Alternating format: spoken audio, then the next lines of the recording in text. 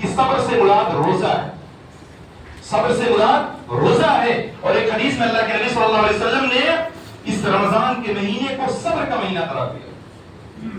حضرت ابو ہریرہ رضی اللہ تعالیٰ عنہ کی روایت آتی ہے، بیان فرماتے ہیں کہ صوم شہر الصبر وصوم 3 ایام من کل شہر کصوم الدہر، کہ جو شخص صبر کے مہینے کا روزہ رکھ لیا اور ہر مہینے کے 3 دن کا روزہ رکھا، عربی مہینے کی 13، 14 اور 15 تاریخ کا روزہ رکھا، تو گویا اس نے پورے زمانے کا روزہ رکھا۔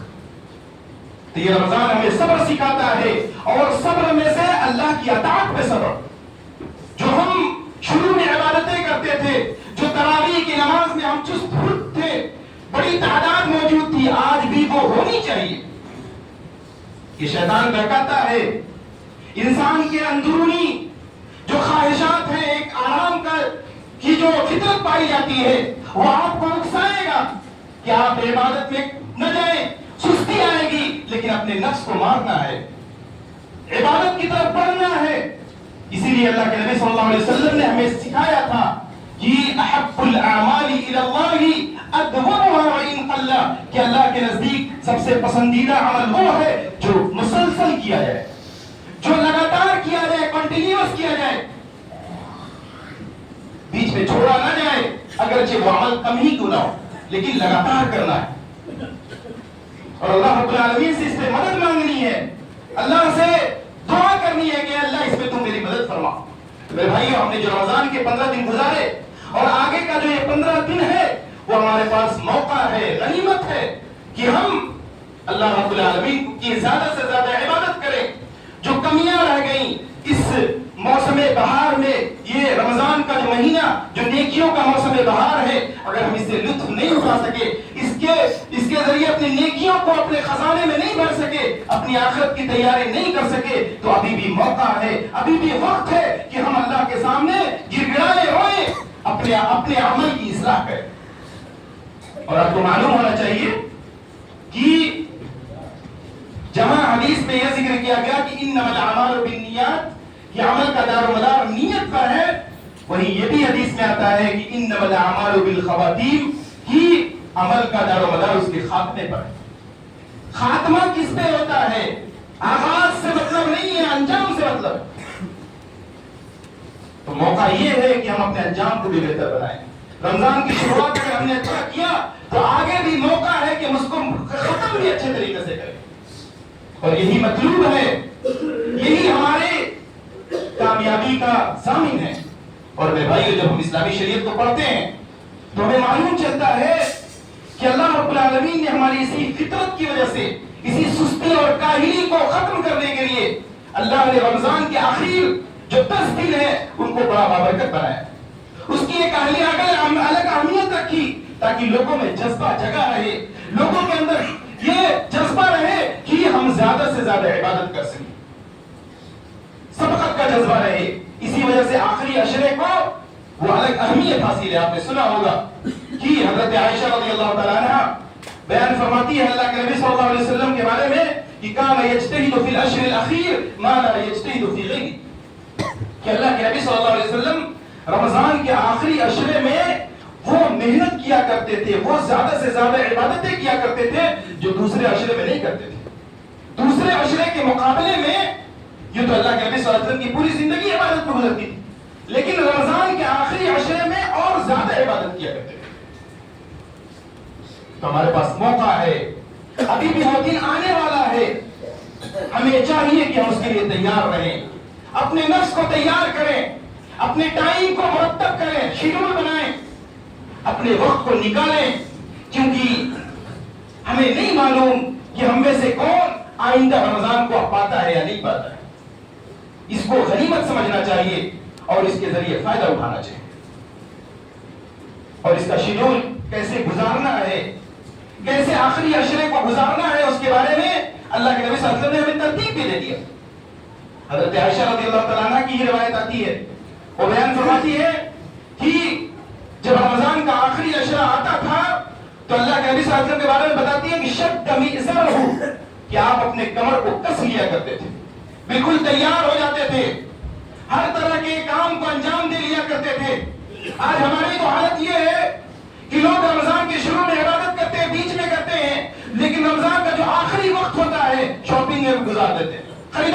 گزار دیتے ہیں, اپنے وقت کو یوں ہی برباد کر دیتے ہیں.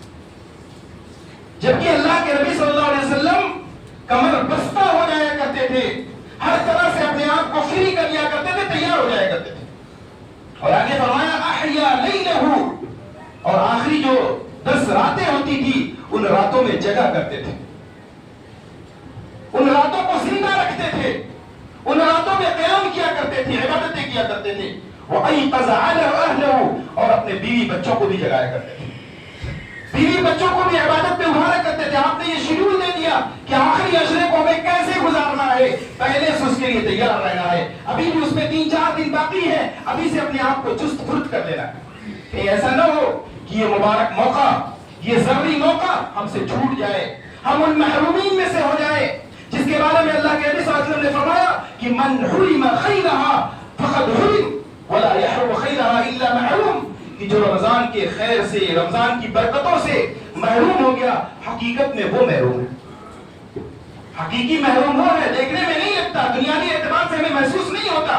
ہو سکتا ہے کہ اس کی زندگی مزے میں ہو, خوب عیش کی زندگی گزار رہا ہو, کاروبار میں خوب برکت ہو, لیکن حقیقت میں اگر اس نے رمضان سے فائدہ نہیں اٹھایا تو وہ محروم انسان ہے, وہ محروم ہے, اور اس بددعا کا مستحق ہے. اللہ ہم سب کی حفاظت فرمائے, اللہ ہم سب کو اس دن میں شامل نہ فرمائے جس بددعا کو حضرت جبرائیل علیہ السلام نے اللہ کے نبی صلی اللہ علیہ وسلم کے جب منبر پہ چڑھ رہے تھے تو انہوں نے کہا کہ من ادرک رمضان ولم یغفر له, کہ جو رمضان پایا اور اپنی مغفرت نہیں کر سکا تو ایسے انسان کے لیے بربادی ہے, خائب و خاسر ہے, ناکام ہے وہ انسان. اور اس پر آمین کون کہہ رہا ہے؟ اللہ کے نبی صلی اللہ علیہ وسلم.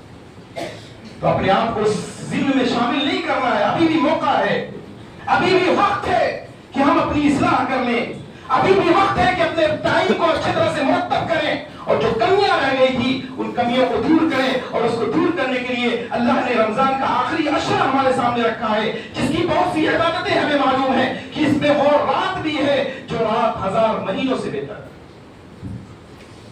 بارہ آپ نے سنا ہوگا کہ لیلۃ القدر خیر من الف شہر, یہ قدر والی جو رات ہے, شب قدر, یہ 1000 راتوں سے بہتر ہے, 1000 مہینوں سے بہتر ہے, عفوا 1000 مہینوں سے بہتر ہے. علماء اس کے بارے میں لکھتے ہیں کہ 1000 مہینوں کی عبادت سے بہتر ہے.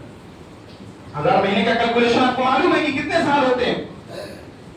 غور کیجیے میرے بھائیوں کہ یہ جو لیلۃ القدر ہے اس کے بارے میں اللہ کے نبی صلی اللہ علیہ وسلم نے فرمایا کہ تحروا لیلۃ القدر, کہ لیلۃ القدر کو تلاش کیا کرو رمضان کے آخری عشرے کی تاک راتوں میں. بڑے غور سے سنیے گا, اللہ کے نبی صلی اللہ علیہ وسلم نے لیلۃ القدر کو, شب قدر کو رمضان کے آخری عشرے کی تاک راتوں میں, جو بنا جوڑ کی راتیں 21, 23, 25, 27, ان راتوں میں تلاش کرنے کا حکم دیا. وہی ایک ہی رات ہے, شب قدر جو ہے, قدر والی رات ایک ہی رات ہے, لیکن 5 راتوں میں اللہ رب العالمین نے ہمیں تلاش کا حکم دیا. کیوں؟ ایک رات میں اگر ہم شب قدر کو پا لیتے ہیں وہ تو ہمارے لیے 1000 مہینوں سے کی عبادت سے بڑھ کر کے ہے, لیکن اس کے علاوہ بھی جو 4 راتیں ہم عبادت کرتے ہیں اس کو تلاشنے میں, ان عبادتوں کا ذخیرہ بھی ہماری جوڑی میں جمع ہو جائے. ایک رات 1000 مہینوں سے بہتر ہے, وہ تو مل ہی رہی ہے. اس کے ساتھ ساتھ اللہ رب العالمین نے 4 اور راتوں کی عبادت کا موقع دیا. یہ اللہ کا خاص رحم ہے ہمارے ساتھ. مگر افسوس کہ ہم اتنی بڑی نعمت سے محروم ہو جاتے ہیں. اللہ ابن قیم رحمہ اللہ بہت بڑے عالم گزرے ہیں, وہ لکھتے ہیں کہ اگر شب قدر کی وہ اہمیت ہے کہ اگر اس کو پورے سال میں بھی تلاش کرنے کا حکم دیا جائے تو بھی کم ہے. یہاں تو اللہ نے ہم پر خاص رحم کر کے صرف 5 راتوں میں ہمیں اس کا موقع دیا. اب ضرورت اس بات کی ہے کہ ہم اس کے لیے تیار رہیں. اور صرف یہی نہیں ہے, اس کے ساتھ ساتھ اور بھی فضیلتیں ملتی ہیں. اگر ہم شب قدر جگتے ہیں, قدر والی رات میں جگتے ہیں, عبادتیں کرتے ہیں, تو اس کی اور بھی فضیلتیں ہمیں ملتی ہیں. اللہ کے نبی صلی اللہ علیہ وسلم نے فرمایا کہ من قام لیلۃ القدر ایمانا و احتسابا غفر له ما تقدم من ذنبه, کہ جو شخص شب قدر میں جگتا ہے, قدر والی رات میں جگتا ہے, تو اس کے پیچھے کے سارے گناہ معاف کر دیے جاتے ہیں. کتنا فائدہ ہے؟ 1000 رات کی عبادت میں، 1000 مہینے کی عبادت سے بڑھ کر کے فائدہ مل رہا ہے وہ الگ. 4 رات میں جو ہم عبادتیں کر رہے ہیں اس کو تلاش کرنے میں، نماز پڑھ رہے ہیں، دعائیں مانگ رہے ہیں، قرآن کی تلاوت کر رہے ہیں، وہ الگ ہمارے لیے ذخیرہ ہو رہی. اس کے ساتھ ساتھ پچھلے سارے گناہ معاف فرما دیتے. کتنا بڑا اللہ کا کرم ہے. صرف 10 دن، 10 رات. بلکہ بعض حدیث میں آتا ہے جو میں نے ذکر بھی کیا کہ اللہ کے نبی صلی اللہ علیہ وسلم رمضان کے آخری عشرے کی پوری رات جگتے تھے، 10 راتوں کو جگتے تھے. 5 رات میں تو شب قدر تلاشنا ہے، لیکن 10 راتوں کو جگا کرتے تھے. یہ بھی اس کا حق ہے رمضان کا کہ اس کی 10 راتوں کو جگا جائے، اور صرف جگا نہیں جائے بلکہ عبادت کی جائے. اور عبادت میں آج ہمارے یہاں کیا رائج ہے؟ زیادہ تر دیکھیے گا کہ لوگ صرف قرآن پڑھتے ہیں. شب قدر میں جگیں گے تو قرآن. شب قدر عبادت کی رات ہے. عبادت میں نماز بھی ہے، عبادت میں آپ کی تلاوت قرآن بھی ہے، دعا بھی ہے، اللہ رب العالمین کے لیے سجدہ کرنا بھی ہے، اپنے لیے توبہ استغفار بھی ہے، سب عبادت ہے. تو ہر طرح کی عبادت کرنی ہے، اور یہ خاص موقع ہے اس موقع سے فائدہ اٹھانا. مجھے معلوم ہے کہ بہت سے لوگ یہاں کام کرنے والے لوگ ہیں، ان کے لیے بھی آپ کے لیے سہولت یہ ہے کہ آپ دعائیں پڑھیں. شب قدر کی دعا سکھائی گئی، اللہم انک عفو تحب العفو فاعف عنی، کہ اللہ بے شک تو معاف فرمانے والا ہے اور معافی کو پسند کرتا ہے، تو مجھے معاف فرما دے. اگر عبادت کا موقع نہیں ملتا، حالانکہ موقع نکالنا چاہیے. جو ذمہ داران ہیں، جن کے ماتحت لوگ کام کرتے ہیں، ان سے گزارش کروں گا کہ آپ سے ہو سکے تو آپ لوگوں کو موقع دیں، کیونکہ اگر وہ عبادت کریں گے تو یہ عبادت آپ کے لیے بھی فائدے مند ہے. آپ انشاءاللہ اس حدیث کے ذمہ میں ضرور جائیے گا جس حدیث میں اللہ کے نبی صلی اللہ علیہ وسلم نے فرمایا، من دل علی خیر فلہ مثل اجر فاعلہ، کہ جو کسی بھلائی کی طرف رہنمائی کرتا ہے، کسی نیکی کی طرف راہ دکھاتا ہے کسی کو، تو اس کو اس کے عمل کرنے والے کے برابر ثواب دیتا ہے. آپ کے ورکر آئیں گے، عبادت کریں گے، نمازیں پڑھیں گے، قرآن کی تلاوت کریں گے، اس کا ثواب انشاءاللہ آپ کو بھی ملے گا، کیونکہ آپ نے موقع دیا، وہ آپ کے ماتحت ہیں. اسی طرح سے میرے بھائیوں، یہ کام کرنے والے لوگوں سے میں کہوں گا کہ یہ اچھا موقع ہے کہ اگر آپ مان لیا آپ نوافل کا اہتمام نہیں کر پاتے ہیں، رات کے قیام میں زیادہ نمازیں نہیں پڑھ پاتے ہیں، تو آپ اذکار پڑھیے، دعائیں پڑھیے. بہترین موقع ہے، آپ اپنا کام بھی کر سکتے ہیں، دعا بھی پڑھ سکتے ہیں. زیادہ سے زیادہ اللہم انک عفو تحب العفو فاعف عنی. اور اس کے علاوہ بھی جو دعائیں ہیں، اللہ کے اذکار ہیں، سبحان اللہ والحمدللہ لا الہ الا اللہ، یہ تو ہمیشہ ہماری زبان پہ رہنا چاہیے. اور یہ کام میں رکاوٹ کا ذریعہ نہیں. آپ اپنا کام بھی کر سکتے، جو کام کر رہے کر سکتے، سبحان اللہ سبحان اللہ. اور آپ نے سنا ہوگا وہ عظیم واقعہ امام احمد بن حنبل رحمہ اللہ کا، وقت ختم ہونے کے قریب ہے، کہ امام احمد بن حنبل رحمہ اللہ کا واقعہ سنا ہوگا کہ وہ ایک مرتبہ کہیں سفر میں تھے اور ان کو رات ہو گئی. ایک مسجد کے دروازے پہ وہ بیٹھ گئے، سامنے ایک انسان تھا جو روٹی بنایا کرتا تھا. دیکھا انہوں نے کہ لگاتار وہ روٹی بنا رہا ہے اور استغفر اللہ پڑھتا جا. امام احمد بن حنبل رحمہ اللہ سے رہا نہیں گیا، انہوں نے آ کر پوچھا کہ بندے خدا، میں دیکھتا ہوں کہ تم لگاتار استغفر اللہ پڑھتے جا رہے ہو اور اپنا کام کر رہے ہو، کیا اس کے پیچھے راز کیا ہے، کیا وجہ ہے؟ اس نے کہا کہ اس کا فائدہ مجھے یہ ملا کہ میں نے جو بھی جائز خواہش کی، جو بھی اچھی خواہش تھی میری جائز، وہ سب اللہ نے اس کی بدولت پورا کر دیا. صرف ایک خواہش باقی ہے، وہ یہ ہے کہ اس شہر کے بہت بڑے امام ہیں، بہت بڑے عالم ہیں، ان سے ملنے کی خواہش ہے، ان سے ملاقات نہیں ہو سکتی. امام احمد بن حنبل رحمہ اللہ کہتے ہیں کہ اے انسان، اے اللہ کے بندے، اللہ نے تیری وہ دعا بھی قبول کر لیا، اللہ نے خود امام کو تیرے پاس بھیج دیا.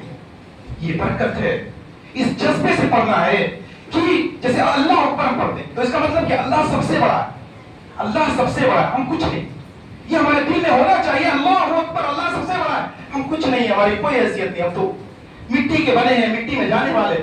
اکڑ، غرور، تکبر، گھمنڈ، اگر کسی نے کچھ کہہ دیا تو اس کو دل پہ لے لینا، جھگڑا کرنا، گالیاں دینا، یہ ساری چیزیں ختم ہو جائیں گی. اس جذبے سے پڑھیے، یہ موقع ہے آپ کے پاس. اور ایک اور بات ذکر کر کے اپنی بات ذکر کرنا چاہتا ہوں، وہ یہ کہ قرآن کی تلاوت اس مہینے کی خاص عبادت ہے.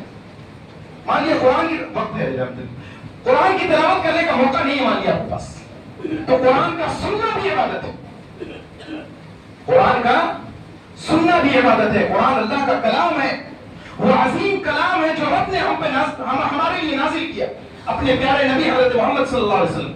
غور کیجیے میرے بھائیو، ہم اللہ کی عبادت کرتے ہیں، اللہ کے نبی صلی اللہ علیہ وسلم پر ایمان لاتے ہیں، ہم نے کسی کو دیکھا ہے؟ آپ کو معلوم ہونا چاہیے کہ کل قیامت کے دن جنتیوں کو جو سب سے بڑا انعام ملے گا وہ یہ ہوگا کہ جنتی اپنے رب کو دیکھ سکیں گے۔ کیسے سب سے بڑا انعام ہوگا؟ کیونکہ ہم اللہ کی عبادت کرتے جبکہ ہم نے اسے دیکھا نہیں، یقین کے بنیاد پہ عبادت کرتے۔ لیکن ایک چیز جو ہمارے سامنے ہے، اللہ کا کلام جو اللہ کی بات ہے، بہو بہو اسی شکل میں اللہ کی بات ہمارے سامنے موجود ہے، یہ ہمارے لیے ایک نشانی ہے جس پہ یقین کر کے ہمارا اللہ پر یقین اور مضبوط ہوتا ہے۔ تو قرآن اگر پڑھ نہیں سکتے بلکہ پڑھنا چاہیے، اس مہینے میں زیادہ سے زیادہ پڑھنا چاہیے۔ علماء لکھتے ہیں کہ اگر کوئی انسان جو رمضان میں قرآن نہیں پڑھتا ہے یا کم سے کم ایک بار قرآن مکمل نہیں کرتا ہے تو ایسا انسان سال کے 11 مہینے میں بھی ایک بار بھی مکمل نہیں کرتا۔ جو رمضان میں ایک بار بھی قرآن مکمل نہیں کر پاتا وہ سال کے 11 مہینوں میں بھی ایک بار بھی مکمل نہیں کر پاتا۔ اچھا موقع ہے رمضان کا کہ ہم قرآن سے اپنا لو لگائیں، اور یہ آخری عشرہ جو اللہ نے ہمیں نواز رہا ہے، اس کے ذریعے ہم کم سے کم ایک مرتبہ قرآن کو ضرور مکمل کریں اور قرآن سنیں۔ موبائل کا زمانہ ہے، ہر کسی کے ہاتھوں ہاتھ موبائل ہے، قرآن کو زیادہ سے زیادہ سنیں۔ قرآن کا سننا بھی عبادت ہے۔ اللہ کے نبی صلی اللہ علیہ وسلم کے بارے میں آتا ہے کہ آپ صحابہ کرام میں جو خوش الحان تھے، قرآن اچھا پڑھتے تھے، ان کو بلا کر کے آپ قرآن سنا کرتے تھے۔ حضرت ابی بن کعب رضی اللہ تعالیٰ عنہ، حضرت عبداللہ بن مسعود رضی اللہ تعالیٰ عنہ، ان صحابہ کرام کو بلا کر کے اللہ کے نبی صلی اللہ علیہ وسلم ان سے قرآن سنا کرتے تھے۔ تو سب سے پہلی چیز یہ کہ قرآن پڑھنے کی کوشش کریں، پڑھنے کا اگر موقع نہیں مل پاتا تو کم سے کم سنے ضرور۔ اور سننے میں بھی میں ایک چیز کہوں گا آپ لوگوں سے کہ کسی خاص سورت کو بار بار سنیں اور اسے یاد کرنے کی کوشش کریں۔ ایک ہی سورت کو اچھی آواز میں، اچھے قاری کی آواز میں بار بار سنیں اور اس کو یاد کرنے کی کوشش کریں، کیونکہ یاد رہے گا تو کبھی بھی کام آئے گا، چلتے پھرتے اٹھتے بیٹھتے کہیں بھی پڑھ سکتے ہو۔ یہ جو آخری عشرہ اللہ ہمیں نصیب فرما رہا ہے، اس موقع سے ہم فائدہ اٹھائیں، جہاں لیلۃ القدر کا فائدہ اٹھائیں، وہیں قرآن کی زیادہ سے زیادہ تلاوت کریں۔ اسی کے ساتھ ساتھ اس آخری عشرے کی ایک عبادت ہے اعتکاف۔ اعتکاف کا موقع ہمیں ملتا ہے۔ اللہ کے نبی صلی اللہ علیہ وسلم کے بارے میں آتا ہے کہ آپ رمضان کے آخری عشرے میں اعتکاف کیا کرتے تھے، مسجد میں ایک جگہ خاص کر کے وہاں پہ ٹھہرے رہتے تھے، اللہ سے عبادت کرتے تھے۔ یہ اعتکاف کا جو مسئلہ ہے، اس کے پیچھے مصلحت کیا ہے، لاجک کیا ہے؟ ایک جگہ تنہائی میں رہ کر کے اللہ سے اپنے دل کو لگانا۔ شریعت جو ہے گوشہ نصیبی کو پسند نہیں کرتی، کہیں بھی پہاڑ میں چلے گئے، تنہائی میں چلے گئے، اس کو پسند نہیں کرتی ہے، لیکن یہ خاص موقع ہمیں شریعت دیتی ہے کہ ہم اپنے رب سے اپنے دل کو لگائیں، اپنے رب کے سامنے گر گڑائیں، روئیں۔ اچھا موقع ہوتا ہے، دنیا سے الگ صرف آپ ہوتے ہیں، آپ کا رب ہوتا ہے۔ اس موقع سے بھی فائدہ اٹھانا چاہیے۔ اسی کے ساتھ ساتھ اس آخری عشرے میں ہمیں زیادہ سے زیادہ اللہ سے دعا کرنی چاہیے۔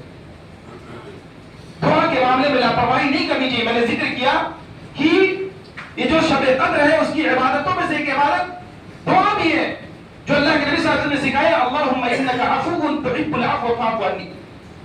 یہ دعا ہمیں بتاتی ہے کہ عمومی دعائیں بھی کرنی، ہر چیز اللہ سے مانگنی ہے، اللہ سے دعا کرنی ہے، اور دعا عبادت ہے۔ دعا یہ عبادت ہے، عبادت بلکہ بہت سے علماء کہتے ہیں مخل عبادت، عبادتوں کی یہ بنیاد ہے، جڑ ہے، بنیاد ہے۔ تو اللہ سے زیادہ دعا کرے، روئیں گڑائیں، اپنی جو غلطیاں ہیں اس پر نادم ہوں، اور جو ہم دعائیں کرتے ہیں اللہ سے، یہ دعائیں تین ہاتھ سے خالی نہیں۔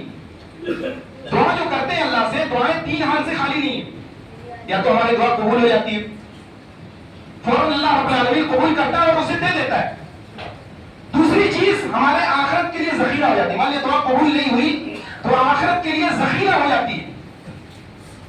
اور تیسری چیز اگر وہ بھی نہیں تو اللہ رب العالمین اس کے ذریعے ہمیں بلاؤں سے محفوظ رکھتا ہے، مصیبتوں سے محفوظ رکھتا ہے۔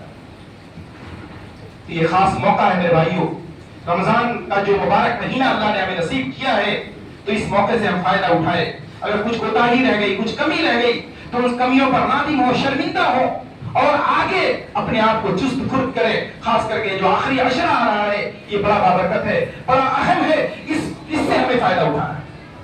اس میں ہم کو اللہ رب العالمین کو خوش کرنا ہے، اللہ رب العالمین کی زیادہ سے زیادہ عبادت کرنی ہے، اور جو عبادت کی شکلیں تھی مختصر طور سے میں نے وہ ساری ذکر کر دی. اللہ رب العالمین سے دعا ہے کہ الہ العالمین تو ہمیں صحیح سمجھ عطا فرما. اے اللہ رمضان کی اس مبارک مہینے سے ہمیں زیادہ سے زیادہ فائدہ اٹھانے کی توفیق عطا فرما. اے اللہ ہمیں خالص عمل کرنے کی توفیق عطا فرما. الہ العالمین جو کمیاں رہ گئی، کوتاہیاں رہ گئی، انہیں تو معاف فرما. تو بہت بڑا معاف کرنے والا ہے، اور آگے آنے والے جو دن ہیں ان دنوں کو ہمارے لیے بابرکت بنا، ان کی عبادتوں کو ہمارے لیے آسان کر، اور ہمارے حق میں ان کو قبول فرما. ہماری امت کو اس کی توفیق عطا فرما. آمین. تقبل یا رب العالمین. وصلی اللہ وسلم علی نبینا محمد.